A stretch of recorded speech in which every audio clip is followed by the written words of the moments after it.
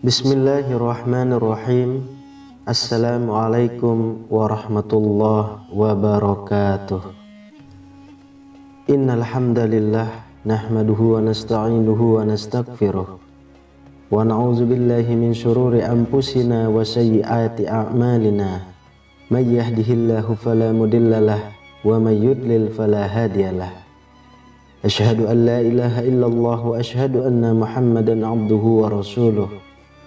Allahumma salli wa sallim ala sayyidina Muhammadin wa ala alihi wa ashabihi wa man tabi'ahum bi ihsanin ila yaumiddin.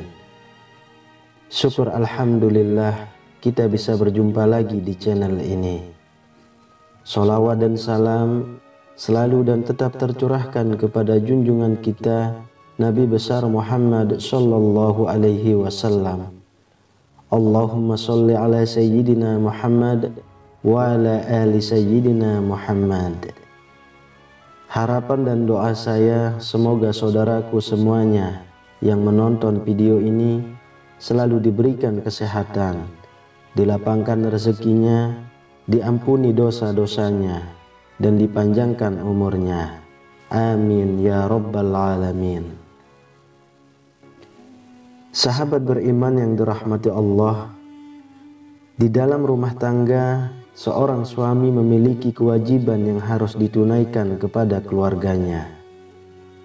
Tidak hanya berkaitan dengan nafkah, akan tetapi terdapat kewajiban yang penting, yaitu mendidik dan mengajarkan perkara atau kewajiban dalam hal agama. Allah Subhanahu wa ta'ala berfirman, dan perintahkanlah keluargamu melaksanakan sholat dan sabar dalam mengerjakannya.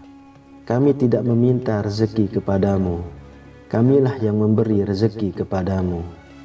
Dan akibat yang baik di akhirat adalah bagi orang yang bertakwa. Quran Surah Toha ayat 132. Sahabat beriman yang dirahmati Allah, berikut adalah 3 ciri suami yang dapat membawa keluarganya masuk surga. Yang pertama adalah beriman kepada Allah Subhanahu wa ta'ala. Suami calon penghuni surga selalu berusaha mengajak keluarganya menjadi lebih baik dalam hal ketaatan. Ia membimbing anak dan istrinya kepada keimanan. Ia juga senantiasa menjaga keluarganya terhindar dari fitnah dunia, menjaga aurat mereka, tidak membiarkan keluarganya masuk ke dalam pergaulan yang dapat melanggar syariat Islam. Allah Subhanahu wa ta'ala berfirman, wahai orang-orang yang beriman, peliharalah dirimu dan keluargamu dari siksa api neraka yang bahan bakarnya adalah manusia dan batu. Quran Surah At-Tahrim ayat 6. Suami wajib menjaga keluarga dari api neraka dengan iman dan amal soleh, mendidik keluarga ke jalan yang diridhoi Allah Subhanahu wa ta'ala. Allah Subhanahu wa ta'ala berfirman mengenai kisah Nabi Ismail yang mengajarkan keluarganya untuk mengerjakan amal soleh. Dan ceritakanlah, hai Muhammad, kepada mereka kisah Ismail yang tersebut di dalam Al-Quran. Sesungguhnya dia adalah seorang yang benar janjinya, dan dia adalah seorang Rasul dan Nabi. Dia selalu memerintahkan kepada keluarganya untuk menunaikan sholat dan membayar zakat. Dan dia adalah seorang yang diridhoi di sisi Allah. Quran Surah Maryam ayat 54-55. Kedua, suami yang berbakti pada orang tua tanpa mengabaikan anak dan istri. Kewajiban anak laki-laki terhadap orang tuanya akan terus berlanjut meskipun dia telah menikah. Dan kewajiban itu tidak membuatnya mengabaikan anak dan istrinya. Allah Subhanahu wa ta'ala berfirman, "Dan Rabb-Mu telah memerintahkan agar kamu jangan menyembah selain Dia, dan hendaklah berbuat baik kepada kedua orang tua. Jika salah seorang di antara keduanya atau kedua-duanya sampai berusia lanjut dalam pemeliharaanmu, maka sekali-kali janganlah engkau mengatakan kepada keduanya perkataan 'ah', dan janganlah engkau membentak keduanya, dan ucapkanlah kepada keduanya perkataan yang baik."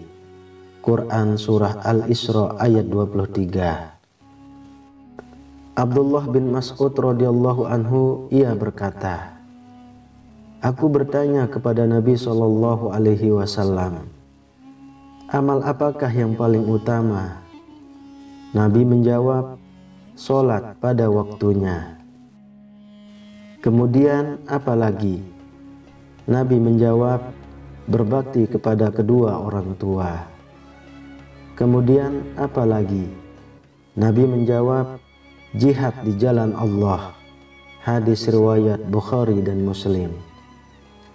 Rasulullah SAW bersabda, "Orang tua adalah pintu surga yang paling baik. Kalian bisa sia-siakan pintu itu atau kalian bisa menjaganya." Hadis riwayat Tirmizi. Aisyah radhiyallahu anha bertanya kepada Rasulullah SAW, "Siapakah yang berhak terhadap seorang wanita?" Rasulullah menjawab, "Suaminya apabila dia telah menikah." Aisyah bertanya lagi, "Siapakah yang paling berhak terhadap seorang laki-laki?" Rasulullah menjawab, "Ibunya." Hadis riwayat Muslim.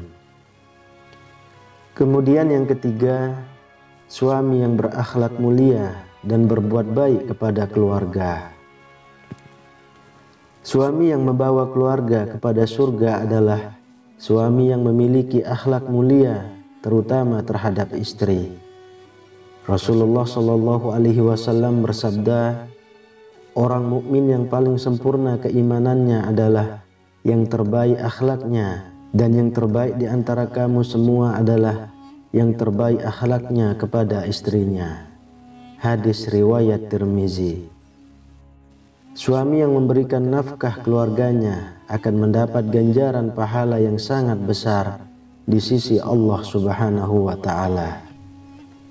Dari Abu Hurairah radhiyallahu anhu, Rasulullah SAW bersabda, "Dinar atau harta yang kamu belanjakan di jalan Allah, dan dinar yang kamu berikan kepada seorang budak wanita, dan dinar yang kamu sedekahkan kepada orang miskin, serta dinar yang kamu nafkahkan kepada keluargamu, maka yang paling besar ganjaran pahalanya adalah yang kamu nafkahkan kepada keluargamu."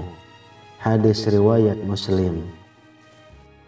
Di dalam rumah tangga, berakhlak baik kepada istri lebih ditekankan karena kaum wanita lebih lemah, sehingga mereka pantas mendapatkan perhatian dan kasih sayang yang lebih. Diriwayatkan dari Al-Aswad radhiyallahu anhu, "Aku pernah bertanya kepada Aisyah, apa yang dikerjakan oleh Rasulullah di rumahnya?" Aisyah berkata, "Beliau membantu menyelesaikan pekerjaan rumah tangga. Maka apabila telah masuk waktu sholat, beliau keluar untuk sholat." Sahabat beriman yang dirahmati Allah, oleh karena itu sangat keliru jika ada penilaian bahwa seorang suami tidak pantas melakukan pekerjaan rumah tangga.